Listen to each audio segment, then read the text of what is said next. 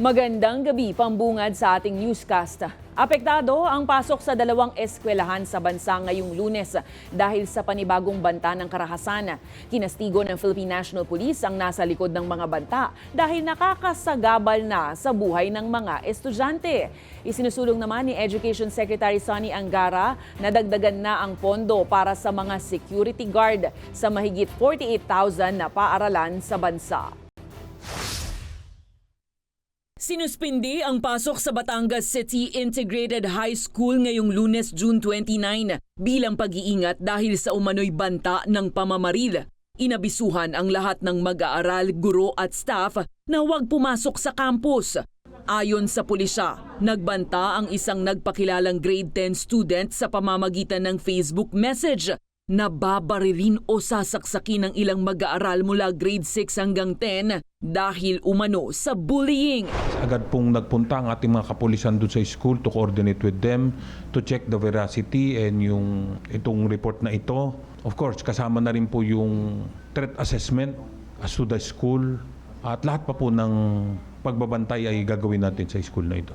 Natukoy naman ng Batangas Police ang suspect na nagtago sa likod ng isang dummy account.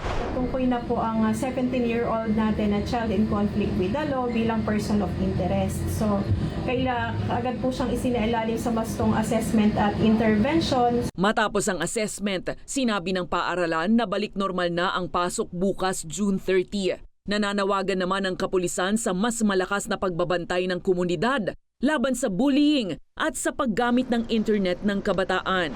Ay hindi po magja-justify ng ganitong violent action ang pagbubuli po.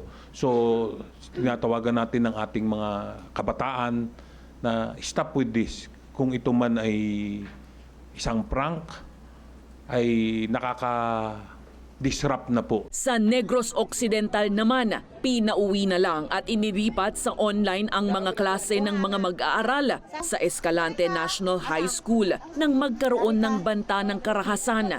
Agad nakipag-ugnayan ng paaralan sa kapulisan. Ang Batangas at Negros incidents ang mga pinakabagong banta ng karahasan sa mga paaralan. Matapos ang June 22 shooting incident sa Tacloban City kung saan 3 estudyante ang namatay. Para kay Education Secretary Sonny Angara, panahon na para dagdagan ang pondo para sa mga security guard sa mga paaralan. Nakaraan, bago pa ako naupo, tinanggal na po yung, nagkaroon ng rationalization eh. So tinanggal yung mga pwesto ng mga security guards. Ang iniwan nila, mga 200. Kung titingnan natin, 48,000 ang schools natin. So matindi. Yung ibang school, kailangan ng more than 1 security guard. So kulang na kulang yung mga plantilla items natin. Una na ring isinusulong ni Angara ang karagdagang guidance counselors sa mga eskwelahan.